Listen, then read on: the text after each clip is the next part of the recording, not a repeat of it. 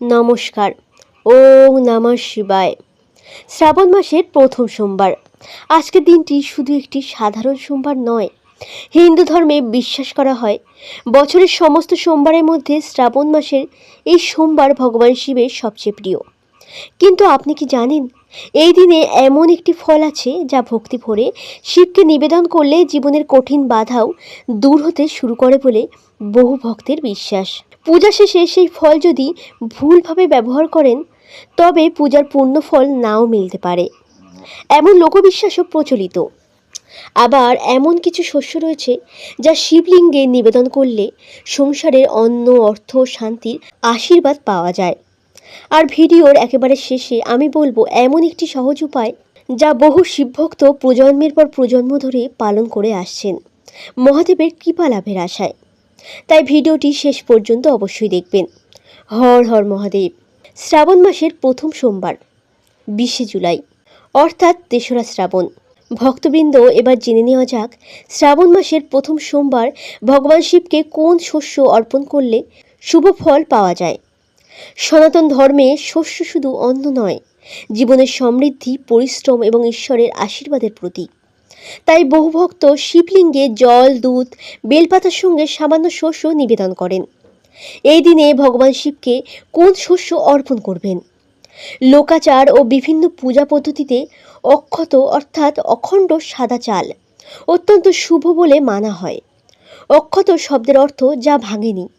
এটি পূর্ণতা ও মঙ্গলের প্রতীক। অর্থকষ্ট দূর ও সমৃদ্ধি লাভ হয়। শিবলিঙ্গে অক্ষত আতপ চাল নিবেদন করে অনেক ভক্ত সংসারের শান্তি, পূর্ণতা ও শুভকামনা প্রার্থনা করেন। এছাড়াও গম অর্পণ করলে সন্তান লাভ ও বংশবৃদ্ধি হয়। জপ অর্পণ করলে দুর্ভাগ্য ও কষ্ট থেকে মুক্তি হয়। লবঙ্গ অর্পণ করলে রোগ নিরাময় হয়। অনেক স্থানে তিল নিবেদন করারও প্রচলন রয়েছে। কালো তিল পাপ ক্ষয় ও শুদ্ধতার প্রতীক বলে ধরা হয়। কালো তিল অর্পণ করলে শনির 7.5 দোষ কাটে এবং শান্তি ও পবিত্রতার প্রতীক হিসেবেও এটি বিবেচিত হয়। তবে একটি বিষয় মনে রাখবেন, শিব পূজায় সবচেয়ে গুরুত্বপূর্ণ হলো মনের ভক্তি। শাস্ত্রে কোথাও বলা নেই যে নির্দিষ্ট কোনো শস্য না দিলে পূজা গ্রহণ হবে না। আন্তরিক মনই সবচেয়ে বড় অর্পণ। এবার আসি সেই প্রশ্নে যার উত্তর জানার জন্যে অনেকেই অপেক্ষা করে আছেন। মহাদেবের কৃপা পাওয়ার সহজ কিন্তু গভীর উপায় কি? শুধু দুধ ঢাললেই বা অনেক উপকরণ দিলেই কি শিব সন্তুষ্ট হন? পৌরাণিক কাহিনীতে বারবার দেখা যায় ভগবান শিব খুব সহজে ভক্তের আন্তরিকতায় প্রসন্ন হন। তিনি হলেন আশুতোষ, অর্থাৎ অল্প ভক্তিতেই সন্তুষ্ট হন। শ্রাবণ মাসের প্রথম সোমবার সকালে স্নান করে পরিষ্কার বস্ত্র পরুন। শিবলিঙ্গে পরিষ্কার জল বা গঙ্গা জল অর্পণ করুন। এরপর বেলপাতা নিবেদন করুন। বেলপাতার 3টি পত্র যেন অক্ষত থাকে এবং পরিষ্কার থাকে। তারপর ভক্তি ভরে ওম নমঃ শিবায় মন্ত্রটি 108 বার জপ করুন। সময় কম থাকলে অন্তত 21 বার বা 11 বারও জপ করতে পারেন। নিয়মিত নামস্মরণই শিব ভক্তির প্রাণ।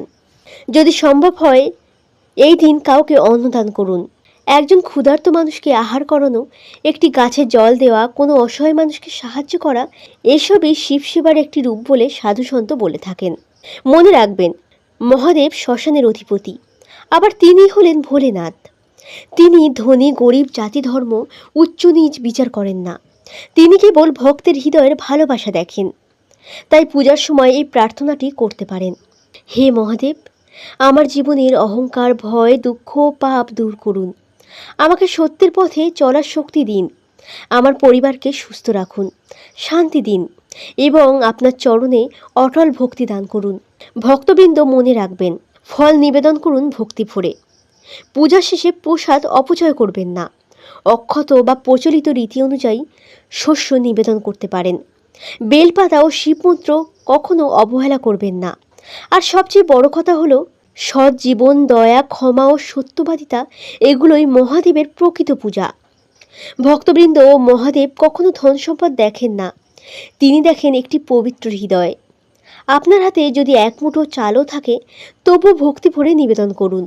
আপনার কাছে যদি শুধু একটি কলাই থাকে, সেটিও ভালোবাসা দিয়ে অর্পণ করুন। কারণ শাস্ত্রের মূল শিক্ষা হলো, ঈশ্বরের কাছে উপকরণের চেয়ে ভক্তির মূল্য অনেক বেশি। আসুন আজ শ্রাবণ মাসের প্রথম সোমবারে আমরা সবাই একসঙ্গে প্রার্থনা করি। হে দেবাদিদেব মহাদেব, আমাদের জীবনের অন্ধকার দূর করুন, রোগ শোক দুঃখ বাধা থেকে আমাদের রক্ষা করুন, আমাদের পরিবারে শান্তি সুস্বাস্থ্য এবং ধর্মের পথে চলার শক্তি দিন। সবাই কমেন্টে অন্তত একবার লিখুন ওম নমঃ শিবায়। বিশ্বাস করা হয় ভক্তিভরে শিব নাম স্মরণ করলে মন শান্ত হয় এবং ঈশ্বরের প্রতি আত্মসমর্পণের অনুভূতি আরও গভীর হয়। হর হর মহাদেব। নমস্কার।